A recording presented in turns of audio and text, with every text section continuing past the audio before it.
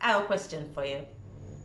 Have you ever found yourself when your period starts and you were completely unprepared? I mean, it's not hard. You could have, I don't know, gotten a brand new handbag, but it's a little bit on the smaller side. So when you took all the stuff out of your regular handbag and you transferred it to your new cute handbag, everything could have transferred and you decide to sacrifice your period pouch because it's so big and clumsy. Plus, you don't expect to have your period that day, and then you pack everything and leave it. And you know how periods are, they just show up. Or you could have done the thing where you calculated that your period is supposed to start next week, Tuesday, and it's still Thursday this week. So, you're out and about and doing your thing, and your period just show up. Or this is probably the worst. You're having a tough day. You're stressed out. Everything that could possibly go wrong did. And yep, your period starts. And in all of those circumstances, you just did not have any products on you. What do you do? But for most of us, we can simply just get a piece of tissue, put something temporary in our underwear, and run to the nearest store, grab a pack of products, run back to the bathroom, fix up, and get on with our day. Well, what if you can't? What if you don't have any money? What if you are 1 in 5 women in the world who experience period poverty? Let's talk about it. Like what you see so far? Click the like button. Don't forget to share and subscribe. And don't go anywhere more. Yeah, I said it. Continues. Period poverty is the inability to afford menstrual products when needed. Studies show that worldwide, about 1 in 5 women and girls are affected directly by period poverty. I am Shelly-Ann, author, activist, and passionate Jamaican. Let's get real about period poverty. Now, in Jamaica, there hasn't been an official nationwide study around period poverty, but through my foundation, HerFlow, which I started in 2016, when we go to different institutions and we make donations, we do research. So we have questionnaires that we ask different individuals to fill out. We focus a lot of this work in schools. Now, when we go to a school, we'll ask them certain questions and we'll try to get a feel of what period poverty looks like in that particular institution. Based on that research, I can say, sitting here, that approximately 44% of girls in Jamaican public schools are affected directly by period poverty. Now, what happens? What are the consequences? What do they do? How does this affect them? Now, how I got into this business, I was thinking about what happens in schools when girls who are on the PATH program. We have a program in Jamaica that provides lunches for students who can't afford it. And I thought one day, and I made a common sense assumption, and I said, well, if girls have their periods and they can't afford lunch, what do they do when they have their periods? Having conversations with guidance counselors and nurses at schools, they confirmed my suspicion, which was, yes, in fact, they're the ones who give girls products. And it's never enough because, of course, teachers are not exactly breaking the bank with their salaries. So what do they do when they don't have any period products? Well, they'll go to the guidance counselor and they'll beg. Sometimes the guidance counselor will have enough that they could give them one, or they go into their own personal stash. I've actually met guidance counselors who would buy extra products and have it at school for when the girls will come to them.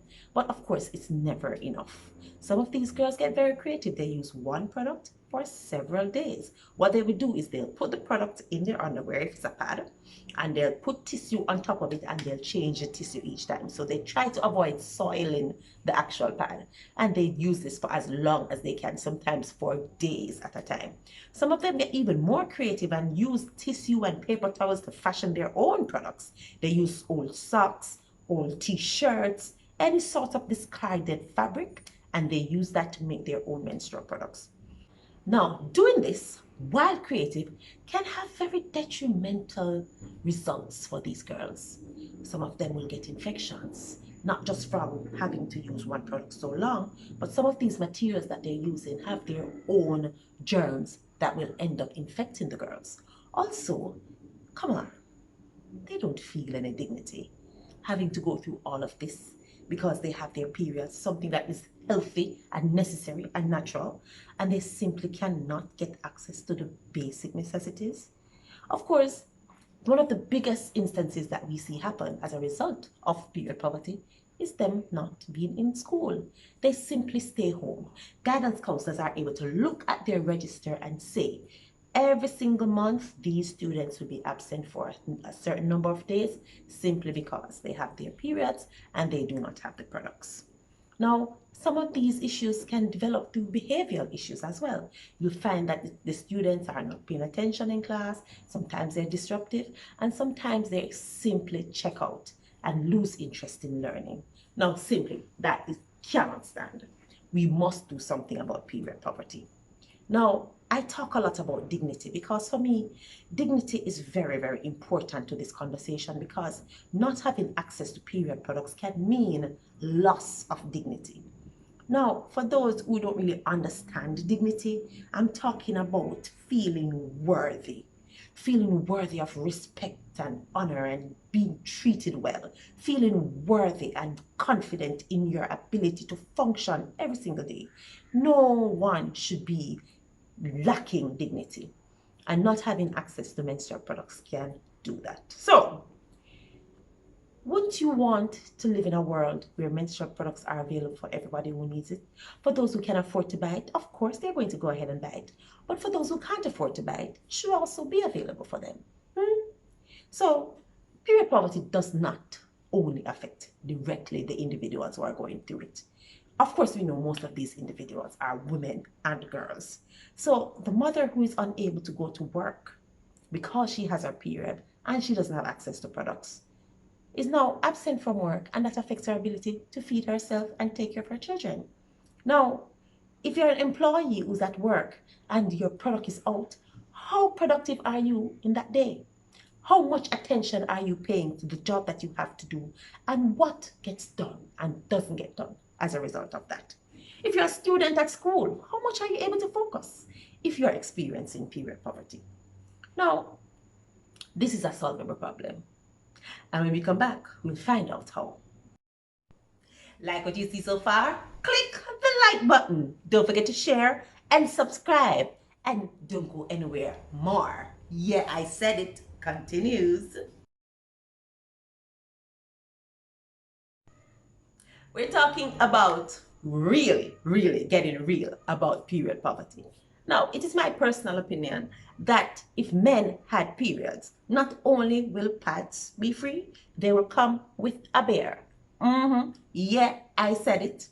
Now, one of the major reasons why period poverty is not a priority in Jamaica is simple. It's our culture of patriarchy. Yeah, I said that too. The fact is, men are still the majority of decision makers, and policy makers are still mostly men. Now, for them, having a period or having products that are needed for your period is not even in their thought process when they're thinking of how are we going to spend the government's money. We need to do something about crime and education and all these other things. Period doesn't make that list. Trust me. Now, I celebrate the fact that there are a lot of more women in parliament, and I think it is awesome, but I'm not very impressed because I personally have not seen these women take on issues that affect Jamaican women. Particularly, yeah, I'm a little bit biased, period poverty. Now, I am willing to be proven wrong, and I would like them to shut me up. I said it, and just come out and say, you know what? Of course we want to do something about period poverty, and this is what we plan to do. I would like that for that to happen. So, persons in parliament, decision makers, feel free to take me on and prove me wrong and just make me have to come to you and apologize, and I will do it publicly. I'm like, I'm sorry, I didn't know your intentions, but I'm happy that you did something about this. I will put the apology in writing, and I'll have it notarized if that's what you require. But what I need is some actions from policymakers where period poverty is concerned, because it is too important and it affects too many Jamaicans. It must not be ignored any further. Yeah, I said it.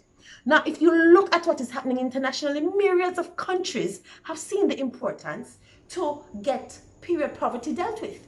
Of course, I'm talking about New Zealand and Australia and Big up Scotland. Scotland was the first country to throw millions of dollars at period poverty. And they started by addressing homeless women. Then they addressed students. And then, you know, at some point they're like, you know what, everybody who needs menstrual products should have access to them.